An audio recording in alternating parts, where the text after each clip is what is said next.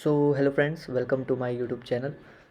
जैसा हमने डिस्कस किया था कि हम मशीन लर्निंग के डिफरेंट टाइप्स पढ़ने वाले हैं और वो टाइप्स डिपेंड करते हैं कि आप कैसे अपने मॉडल को क्या डेटा देते हैं। ओके, और उसको आप वो डेटा कैसे प्रोवाइड करते हैं। और थर्ड हमने देखा था कि हाउ मॉडल इज़ लर्निंग। तो इन तीन तरीके से हम अपने मशीन लर्निंग के टाइप्स को डिफ़ाइन कर सकते हैं। हमने अभी यहाँ पर सेकंड वाला पॉइंट डिस्कस किया था कि हम अपने डेटा को कैसे मॉडल को दे रहे हैं। ठीक है, हमने इसमें देखा था बैच लर्निंग और ऑनलाइन लर्निंग, जिसमें बैच लर्निंग में हम एक ही बारी में पूरा डेटा यहाँ पर मॉडल को दे देते हैं और ऑनलाइन लर्निंग में हम इंक्रीमेंटली लर्न करते हैं। ओके, आज हम देखने वाले हैं थर्ड वाला पॉइंट। उसके बाद हम फर्स्ट वाला टाइप को यहाँ पर उसकी वीडियो मैं आपके लिए डालूँगा, क्योंकि ये फर्स्ट वाला टाइप में बहुत सारे कैटेगरीज़ हैं। ओके, थर्ड वाली कैटेगरी छोटी है। तो आज हम देखने वाले हैं कि कैसा हमारा मॉडल लर्न करता है। ओके, सो मेरे पास आपके लिए जो वाला डायग्राम है। ओके,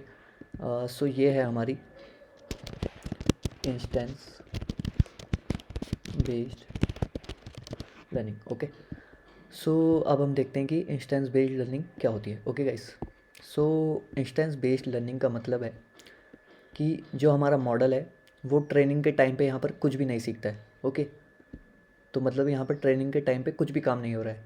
काम कब होगा? जब इस मॉडल पे एक टेस्टिंग पॉइंट आएगा। ओके गाइस, मान लीजिए यहाँ पर यूज़र ने एक क्वेरी की और ये यूज़र का पॉइंट आया। ओके, अब मॉडल प्रेडिक्शन कैसे करेगा? आपके मन में यही सवाल हो रहा होगा कि अगर मॉडल ने ट्रेनिंग के टाइम में कुछ नहीं किया तो वो प्रेडिक्शन के टाइम कैसे प्रेडिक्शन करेगा?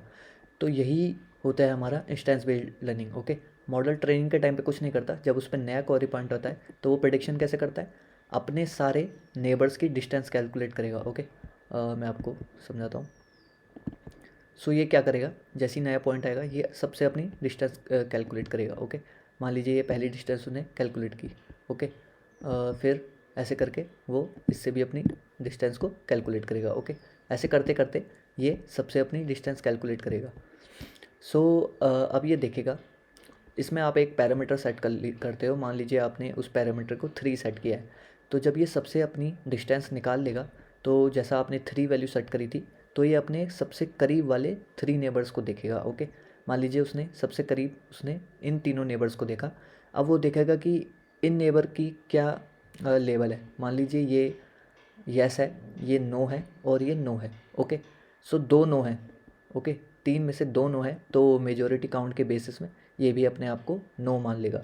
ओके, यही होती है आपकी इंस्टेंस बेस्ड लर्निंग, जिसमें ट्रेनिंग के टाइम पे कुछ नहीं होता। टेस्टिंग के टाइम पे, आई मीन प्रेडिक्शन के टाइम पे यहाँ पर मॉडल काम करता है ओनली। और कैसे काम करता है? अपनी डिस्टेंस निकालता है और आपके पैरामीटर के बेस्ड पे मेजॉरिटी काउंट के हिसाब से अपने आप को डाइवर्ट कर देता है उसी उसमें। ओके, अब देखते हैं अपना नेक्स्ट डायग्राम, जो है हमारा मॉडल बेस्ड लर्निंग। ओके, अब मॉडल बेस्ड लर्निंग क्या है गाइस? ओके, इसमें ट्रेनिंग के टाइम पे मॉडल एक्चुअली ट्रेन होता है। ओके, अपने डेटा से सीखता है। यही मशीन लर्निंग का काम होता है मेनली, कि अपने जो उसको डेटा मिला है उससे वो सीखे। ओके, अब ये क्या सीखता है? वो सीखता है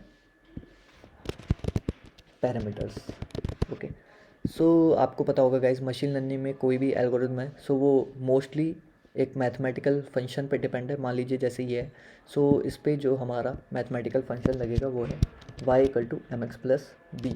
ये स्ट्रेट लाइन का इक्वेशन है गाइस। ओके, ये लीनियर रिग्रेशन प्रॉब्लम है। हम आगे डिस्कस करेंगे लीनियर रिग्रेशन प्रॉब्लम क्या होती है। ओके, मॉडल क्या सीखता है? पैरामीटर सीखता है, ताकि वो यहाँ पर बेस्ट एक लाइन खींच सके, क्योंकि ये लीनियर रिग्रेशन प्रॉब्लम है।